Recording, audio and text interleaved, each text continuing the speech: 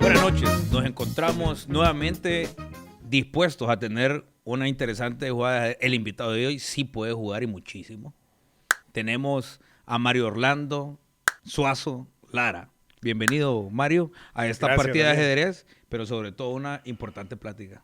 Jugamos mejor a la política que al ajedrez, pero vamos a ver qué Bueno, tal el duelo. Se parecen mucho, se parecen mucho. Seguramente. Interesante tu nombre porque cuando veniste me decías que era Orlando, que hoy un nombre no muy querido en Honduras, pero es válido en el tuyo, y Lara, y tenés familiares artistas, ¿cierto? Así es, así es. Mi tía es Carla Lara, Katia Lara también, que es directora. Sí, claro. Mi tía Diana también, que aunque no vive aquí, baila ballet.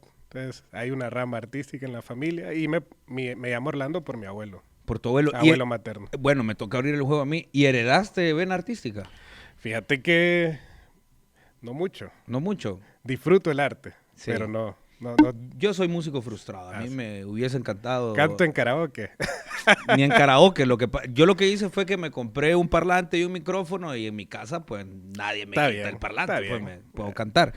Pero ya así con amigos ya es muy difícil. ¿Dónde fueron tus primeros pininos en política?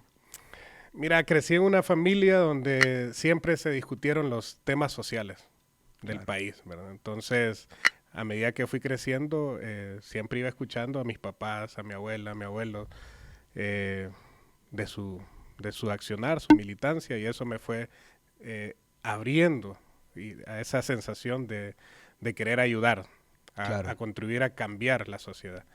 Y cuando uno crece en un entorno con tantas desigualdades, va viendo cosas, va viendo Bueno, cosas. porque debemos de decir, vos venís de un sector que es el sector cafetalero, que se vive en enormes contrastes, ¿cierto? Nosotros desde el sector de educación vemos cómo en las zonas cafetaleras nuestros niños y niñas prácticamente en algunos tramos deben de salir del proceso educativo para acompañar por la exclusión económica que hay en ese país, a acompañar a sus padres precisamente a las temporadas de corta. Sí, esas también son las situaciones donde el sistema educativo debería adaptarse a una actividad económica tan importante. Totalmente de acuerdo ¿verdad? con vos. Entonces, a veces los primeros meses del año, enero, febrero, son meses de corte en muchas zonas cafeteras.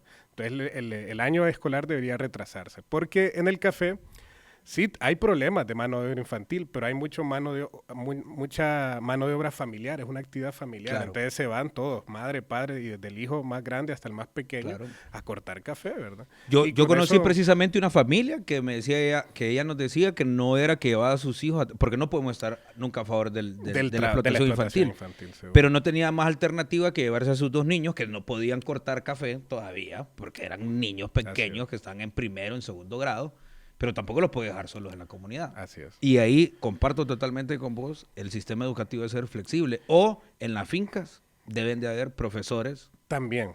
Y mira, en Costa Rica, el gobierno, en las zonas cafetaleras con mayor producción, tiene centros. Centros donde se hospedan los corteros, donde hay guarderías, donde hay maestros que cuidan a los niños. Estás moviendo de más. Perdón, casi que te hago una cachurecada. Sí. Voy a mover rápido, perdón. Los ticos entonces tienen escuelas que Así atienden. es, tienen centros donde se queda la gente porque también hay una mano de obra que se mueve a través de la cosecha, ¿verdad? Que no es autóctona del lugar, entonces se pueden quedar en esas zonas, pero además hay guarderías para los niños, hay doctores, hay enfermeras y hay maestros que atienden a los niños y niñas que no pueden ir a la actividad de corte. ¿Se ¿verdad? puede hacer eso aquí? Claro que sí, claro que ¿Y sí. por qué no se hace? Mira, aquí, vos sabés, estamos en una dictadura que lo que hace es robarse los recursos que deberían de ir para educación, para salud y para generar empleo. Claro. Entonces, por eso obviamente no hay esa clase de inversiones que serían muy factibles. Ahora, si ya hablamos del tema del café y el tema de educación. A mí me llama muchísimo la atención, por ejemplo, yo siempre he planteado que lamentablemente nuestra educación educa para el desempleo. Y vemos que Honduras, si no me equivoco, es el sexto exportador de café en el mundo. Así es. Y lamentablemente nosotros estamos en las primeras líneas, digamos. Comercialización poco, ¿sí? Vos desde tu perspectiva de cafetalero, ¿qué tendría que hacer el sistema educativo para acompañar a un país que es el sexto productor de café en el planeta. Claro. Y te cuento, yo soy de San Juancito. En mi comunidad cerraron la carrera de bachiller en agronomía y abrieron el bachiller en computación. Entonces, para que te des esa Claro, es un absurdo. absurdos que pasan en el sistema educativo. Obviamente, si hubiera un plan, ¿verdad? Nosotros necesitamos generar maquinaria para el café. Entonces, Sí. habrían carreras técnicas que trabajen metal, que trabajen diferentes elementos para generar despulpadoras, todo el equipo que necesita Claro. el café, ¿verdad? Tostadoras. Entonces, ahí podrías tener una gran fuente de empleos que generalmente son máquinas que traemos de Costa Rica, de Colombia, Que los ticos de los Brasil. producen. Claro, ellos ya están fabricando. Obviamente los colombianos, los brasileños tienen una industria más desarrollada, pero ya los costarricenses lo están haciendo, incluso en Guatemala. Y aquí está en pañales, ¿verdad? Entonces ahí te doy un ejemplo donde podríamos formar para generar riqueza a lo interno, ¿verdad? Claro. Y lo mismo lo que planteamos. Mira, hay municipios que producen 100,000, 200,000 quintales, pero ¿quién se beneficia de esa riqueza? El exportador que está en San Claro. Pedro Sula, tal vez. ¿verdad? Claro. Entonces, si desarrolláramos la industria local, la riqueza se quedaría en las comunidades. A mí siempre me ha llamado la atención algo y pienso que vos has sido un luchador junto a tu papá con eso. La cultura del café, a pesar que somos el sexto portador de café en el mundo, me parece que hasta hoy los hondureños estamos reconociendo que tenemos buen café. Sí. Claro, nos han acostumbrado, y eso es un problema en el sector agropecuario, que le cambiaron la mentalidad al agricultor en general, Sí. vende lo mejor que produce Claro. y no consume nada. Sí.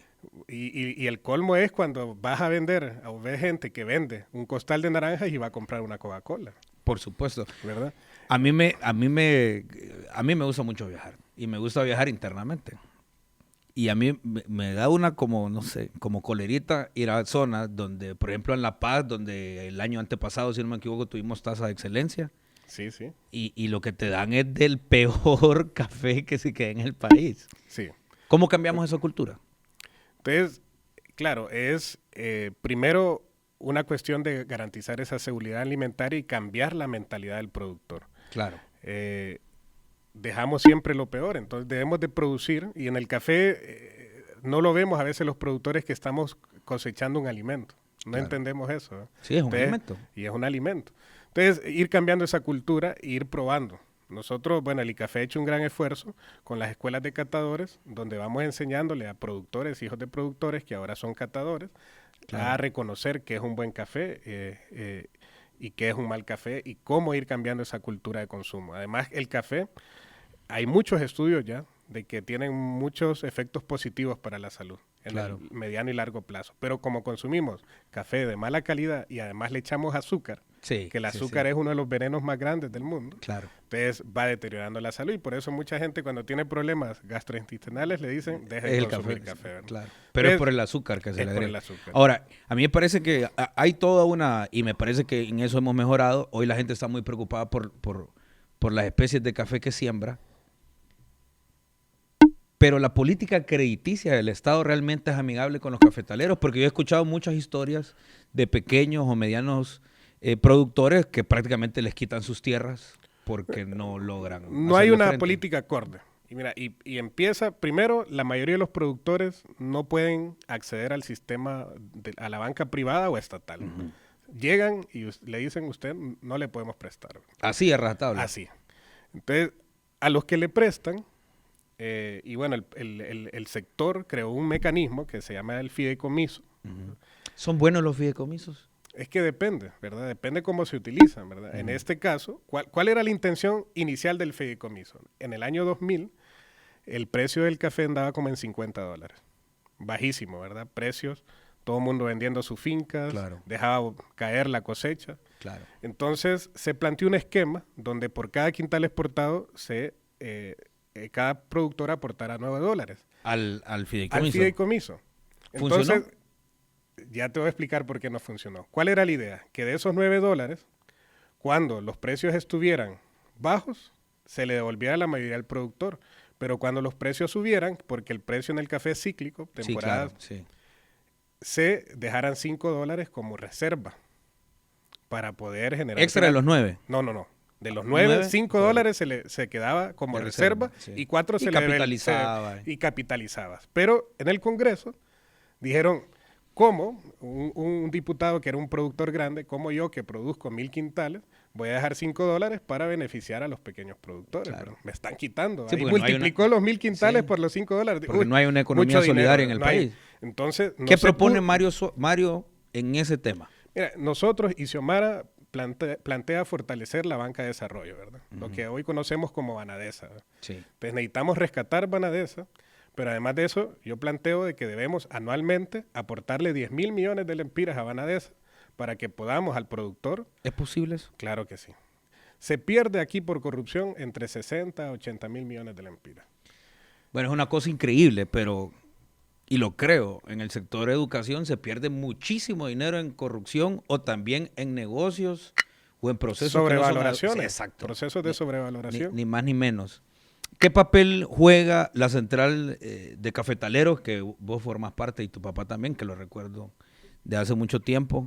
Conocí a tu hermano también, que estudia medicina. Sí. Cuando yo era dirigente estudiantil en la pedagógica, él era dirigente estudiantil del bar, correcto, lo recuerdo muy bien. ¿Qué papel juega en todo esto que me estás diciendo la central? Porque mucha gente escucha el ICAFE y algunas otras instituciones, pero ¿qué papel juega la central de cafetaleros en este tema? Bueno, en el sector hay 4 gremiales. La central es una de las gremiales que aglutina cooperativas. Entonces nosotros... Economía social. Formamos a los productores y les enseñamos que necesitamos estar unidos para resolver los problemas individuales. Entonces, el problema del crédito se resuelve de forma conjunta. Okay. El problema de la comercialización, mira, aquí en este país, los intermediarios, los exportadores, matan a los productores. Pero claro, un productor de manera independiente, que vende 40, 50 quintales, no tiene poder de negociación. Claro. Pero si nos juntamos 50 productores y vendemos 1,000, 2,000 quintales, y además de eso no los vendemos húmedos, sino que los vendemos secos, claro, tenemos mayor poder y podemos darle valor agregado y buscar mejores mercados. Entonces, en la organización está la base para resolver los problemas que tenemos como individuos. Claro, es difícil. Claro. Es difícil, es más fácil cuando sos solo uno, vos tenés tu idea y la desarrollás. Claro. Sentar a 20 personas, buscar un norte en común, ¿verdad? Y un objetivo en común y trabajar de la mano es más complicado, ¿verdad? Pero esa es la solución, sí, es el único camino. Es el único camino. Entonces es lo que hemos planteado, ¿verdad? Y además, les decimos, los productores no tenemos que quedarnos en la cosecha, tenemos que comercializar nuestro producto. Claro. Para entrar y tener una mejor tajada de los ingresos. Claro, fíjate que yo planteaba una, y sigo planteando, que me parece a mí que debe ser una alternativa y es una de mis propuestas para el Congreso Nacional. El sistema educativo, si somos el 6º exportador de café, nosotros debemos de formar a nuestros estudiantes en todas las etapas de la producción. Y vos que sos un especialista hoy, lo confirmás. Así es. Es decir, desde que sepan cómo el manejo de la tierra, la producción, sacar el producto, pero también comercializarlo. Así es. Y hay pininos, mira, desde la institucionalidad. Hay una carrera, es más, yo soy maestro en la Universidad Autónoma de un técnico universitario en administración de empresas cafetaleras y doy las clases de manejo agronómico del café, de beneficiado húmedo, beneficiado seco y catación. Entonces, hay pininos, pero obviamente necesitamos inversión, ¿verdad? ¿Cuántos estudiantes tiene esa carrera, Mario? A nivel nacional está en El Paraíso, está aquí en Ciudad Universitaria en Tegucigalpa, está en Comayagua y en Copán. No habrán muchos estudiantes, no te podría decir el número. ¿Menos de 500? Probablemente. Y somos el 6º exportador de café en el mundo. Así. Bueno, hay un reflejo de la falencia que tiene nuestro sistema. Yo siempre doy este ejemplo y parece que lo repitiera siempre, pero es una realidad objetiva. Mi abuelita, una de las precursoras de las rosquillas y de la comida en Sabana Grande, y yo veo el técnico Francisco Morazán, que es donde yo estudié, y ninguna de las carreras tienen pertinencia. Y debería de haber un bachillerato muy agresivo en industria de los alimentos. Claro. Y no existe. Claro. Ahora, ¿cuál es? Porque yo he escuchado mucho del desbalance de entre lo que ganan los productores a lo que gana el exportador. ¿Cuánto es la diferencia en ese? ¿Y quién es el que sale perdiendo? Tenés que ver la cadena, ¿verdad? La cadena inicia con el productor y termina con el consumidor. El que más se queda con el dinero son los tostadores, ¿verdad?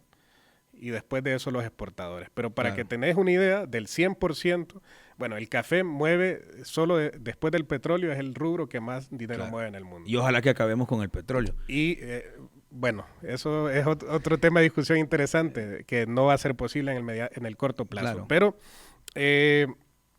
Ojalá que con el café nunca. Tenemos que ser eficientes en el tema energético también, que es otro tema importante. Ahora, el productor se queda solo con el 4% del pastel. Ok. En promedio, ¿no? Entonces, ahí está el problema. Entonces, cada vez hay consumidores más conscientes, que les preocupa la situación del productor, de vulnerabilidad del productor, ¿verdad? Pero los insumos que dependen de la bolsa, cada vez son más baratos. Claro. Había un estudio que decía cuántas quintales de café en el 70 ocupabas para comprar un Land Cruiser y cuántos ocupabas para comprar ahora. un Land Cruiser. Sí. Era el carro que usaban los productores. Entonces, en los 70 ocupabas tal vez 30, 40 quintales y ahora ocupas más de 1000, ¿verdad? Entonces... así Claro, entonces así de disparejo se ha despreciado el ingreso que tenemos los productores, pero las ganancias siguen para arriba, ¿verdad? Me parece también que hay unos aspectos ahí un tanto contradictorios e interesantes también. Vos venís de estudiar de una de las universidades élites en el tema en el mundo, que es la Universidad del Zamorano. ¿Cómo se vive un hondureño esa experiencia en el Zamorano cuando, si no me equivoco, la mayoría que están ahí son extranjeros y no hondureños? Sí, bueno, en mi época los ecuatorianos y los hondureños éramos nosotros los llamábamos colonias, o los países con más estudiantes, ¿no? Sí. Pero sí, hay una gran diversidad. Por cierto, Jaque. De todo, interesante, ¿no? Me tenés engañado con la conversación. De eso se trata un poco, hombre. Entonces, toda esa diversidad de panamericanismo te da un valor agregado interesante, ¿verdad?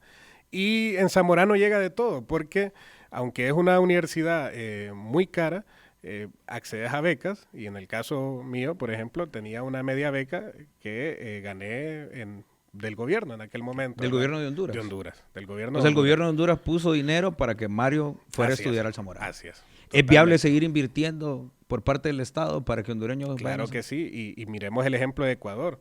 Ecuador no solo invirtió en mejorar su sistema educativo nacional, sino que invirtió para enviar a sus estudiantes, a sus mejores estudiantes, a las mejores universidades del mundo. Y con un programa, obviamente, de repatriación, que ese es el problema. ¿Qué planteaba ese programa? Primero becaba a la gente en áreas estratégicas. Dijeron, ¿para dónde va el desarrollo de Honduras? Digamos, bueno, el agro, el sector agroindustrial, el turismo, ¿verdad? Entonces enviaron a gente a estudiar en las mejores carreras de todo el mundo, con la condición que tenían que regresar a su país, pero además los ecuatorianos. Claro, los ecuatorianos, pero además el gobierno les garantizaba empleo. Gobierno de Correa. De Correa en aquel momento. Y después empezó a repatriar también. Nosotros tenemos muchos profesionales que dan clases en universidades de todo el mundo. Claro. Entonces empezó a repatriar esos profesionales para que vinieran a trabajar a Ecuador en aquel momento. Ese modelo se podría replicar, ¿verdad? Porque el problema es eso. Y el problema que tenemos todos los que salimos de la universidad es que no graduamos y no hay un mercado laboral. No sabemos dónde ahora, porque el Zamorano tiene un nivel técnico muy alto para la realidad del agro hondureña. No. Yo creo que el Zamorano te da las herramientas para trabajar en la realidad del agro hondureño, ¿verdad? El problema es que el mercado laboral es pequeño. Puedes trabajar en la industria de agroquímicos, por ejemplo. Claro. Sí, hay una diversidad importante. ¿Verdad? Pero si desarrolláramos el agro o la extensión, por ejemplo, el tema de la extensión en los 90s dejó de ser estatal. Claro. Pasó a manos privadas, ¿verdad? Claro. Entonces dejamos, que fue con toda la reforma agraria, ¿verdad? ¿Es necesario volver a la reforma agraria, Mario? Es necesario, mira, en Honduras hay suficiente tierra. Entonces, es necesario que haya tierra para el que quiera trabajar la tierra, el que tenga tierras ociosas, o que se le dé el recurso para que las trabaje, o que las ponga a trabajar o a disposición del Estado. Y además, invertir en tecnología, porque necesitamos ser productivos para ser rentables. Sí. Entonces, a mí me llama mucho la atención que tenemos. Las ciudades hondureñas están creciendo en los valles donde son las zonas más prósperas, donde podríamos cultivar. ¿Eso está bien o está mal? ¿Por qué Honduras dejó de ser el granero de Centroamérica? ¿O era un mito? No, Honduras tiene las condiciones para producir lo que sea durante los 12 meses del año. Tenemos agua suficiente, pero no hay inversión. Necesitamos invertir y eso se ve en las ciudades. Claro. ¿Por qué no hay agua en nuestras colonias en Tegucigalpa? Porque no hay inversión para almacenar el agua que llueve, que cae todos Claro. todos los meses, Sí, sí, sí. todos los años, ¿verdad? Y es gratis. Y es gratis. Y nadie se lo puede robar. Claro, entonces no hay planificación.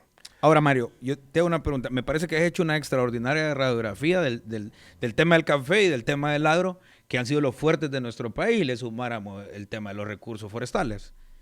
¿Qué va a hacer Mario Suazo en el Congreso Nacional porque yo me decidí meter en política porque tengo años de venir diciendo, ahí hay un problema, no hacen esto, lo hacen equivocado? ¿Qué es lo que va a hacer Mario en el Congreso para revertir esas cosas negativas que has visto? Primero, la gente tiene que tener claro que Mario Suazo es representante de los cafetaleros, que Mario Suazo es representante de los cooperativistas, que Mario Suazo es representante de la juventud.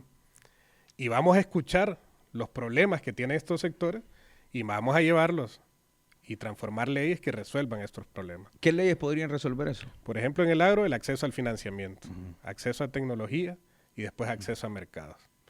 Si tenemos financiamiento, podemos producir mejor. Si tenemos tecnología, sabemos cómo producir y cómo usar ese dinero. Y si tenemos acceso a mercados, vamos a vender bien nuestros productos para que la vida del campo viva, Claro. para que puedan vivir con dignidad, con ingresos dignos. ¿Vos crees que es pertinente, Mario, que el sector, por ejemplo, insisto, el café en Honduras es una parte del alma de la vida de los hondureños? ¿Es necesario que se sienten los cafetaleros, los productores de café, con la Secretaría de Educación para que puedan construir una estrategia clara educativa que permita que desde la educación impulsemos y posiblemente pasemos de ser el sexto al quinto exportador? Definitivamente, podríamos duplicar fácilmente, si tuviéramos financiamiento, inversión en tecnología, la producción actual. Pero no solo estamos hablando del café, estamos hablando del cacao. Claro. ¿Cuánto dinero se necesita para hacer eso? Mira, yo pienso que para el sector agropecuario, una inversión de alrededor de 30,000 millones de lempiras, pero obviamente estos son planes. Yo te doy una cifra al inicio y te dije 10,000 millones de lempiras. Si nosotros dotamos a Banadesa de todos los años, sin que le roben la plata, sin que se la roben y que llegue a los pequeños y medianos productores y al emprendedor, ¿verdad? Claro. Entonces va a haber recursos para impulsar el agro, al lado de una Secretaría de Agricultura y Ganadería que lleve la parte técnica, que lleve la parte de investigación y que oriente al productor en cómo debemos sembrar, qué debemos sembrar y diversificar. No podemos caer en ese error del monocultivo. Claro. ¿No? Ahora, te hago una pregunta. Le preguntaba yo a compañeros nuestros que ya son diputados, y me parece que está muy bien lo que vos planteás. ¿Cómo hacemos desde el Congreso? Viene Mario Suazo y me dice, Ponda, ayúdame con este proyecto de decreto, te digo, sí, te acompaño. ¿Cómo hace Mario Suazo para blindar eso? Que ponemos esos millones de lempiras en Banadesa, está la Secretaría de Agricultura. ¿Cómo hacemos para que no se roben ese dinero? Mira, es interesante y por eso hay que leer la propuesta de Libertad y Refundación y de Xiomara Castro. Xiomara plantea una nueva forma de gobernar, que es con la gente. Un gobierno que audite y que dé cuentas a la gente y que la gente sea partícipe. Claro. Mira, con la tecnología que tenemos hoy en día en el mundo, vos podés hacer una obra hoy, claro, y al minuto debería de estar en un portal. Claro. Desglosado. ¿Cuánto te costó? ¿Dónde lo compraste los insumos? ¿Cómo hiciste? Ahora, una pregunta. Entonces, si existe esa auditoría y esa declaración de cuentas, sí, hay transparencia. En tiempo real. En esa fórmula que plantea Mario, ¿cabe el capital privado, la banca privada, cabe? Claro que sí. Nosotros proponemos un modelo de desarrollo donde caben todos y todos los tipos de modelos de propiedad. Necesitamos fortalecer la propiedad estatal, claro, porque necesitamos una ENE fuerte y claro, que dé energía a costos bajos, que sea eficiente. Y eso le beneficia a toda la empresa privada y también a toda la familia. Necesitamos una empresa privada que realmente sea competitiva, no una empresa privada que le toque el hombro al político y que le dice te doy tanto si me aprobas este contrato. Que eso ha sido la costumbre. Así es. Entonces necesitamos una empresa privada que realmente genere competencia. Claro. Entonces en el gobierno de Xiomara habrán esos incentivos para el que quiera competir de verdad. Pero aquí quieren competir, pero le quieren amarrar las dos manos al pueblo, ¿verdad? Y así dicen que están compitiendo. Entonces, eso sí, hay una competencia desigual. Desleal. Desleal. Además de desigual, ¿verdad? Desleal. Entonces, si eliminamos la corrupción, incentivamos a esa empresa privada, incentivar también al pequeño, porque mira, las ideas son importantes. Entonces nosotros necesitamos, ya dejamos de jugar ajedrez, ¿no? Necesitamos que el joven que tenga una idea, para ponerte en jaque, pero que el joven que tenga una idea, claro, que la lleve y se le ofrezca la oportunidad de hacer la realidad, para ser un emprendedor, para hacer un negocio, o desde la parte académica también. Bueno, hay una de las cosas que a mí más me llama la atención, aunque vos te miras mucho mayor que yo. Apenas tenés 32 años. 32 años. 32 años. Y en tu primer ejercicio en las internas tenías 20... Tenía 26. 26. Sí. ¿Cómo incursiona un joven político como vos? Porque eso es lo que sos, un joven político que, por cierto, tiene 3 hijos, que tiene una esposa. Así es. ¿Cómo se comparten esas 3 cosas? La vida de político, la vida de profesor universitario y la vida de papá y de esposo. Pues Claro. en ese contexto debe ser complicado. Es complicado. Pero mira, primero contarles un poco el contexto. Yo me gradué de 20 años.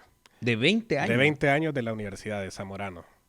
Entonces, llego acá y está el contexto político en la mera efervescencia. Estamos creando el Frente Nacional de Resistencia Popular.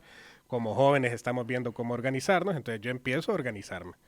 Y empiezo a preocuparme por lo que está pasando en nuestra sociedad. Y desde ahí empieza esta espinita, ¿verdad? Somos fundadores del Frente Nacional de Juventudes en Resistencia Popular, que ahí coincidíamos, teníamos menos libras. Teníamos menos libras. Entonces vamos generando esa militancia. Fui comunicador social, teníamos un programa también, Juventud Rebelde, por muchos años en Radio y TV Globo, ¿verdad? Sí, lo recuerdo.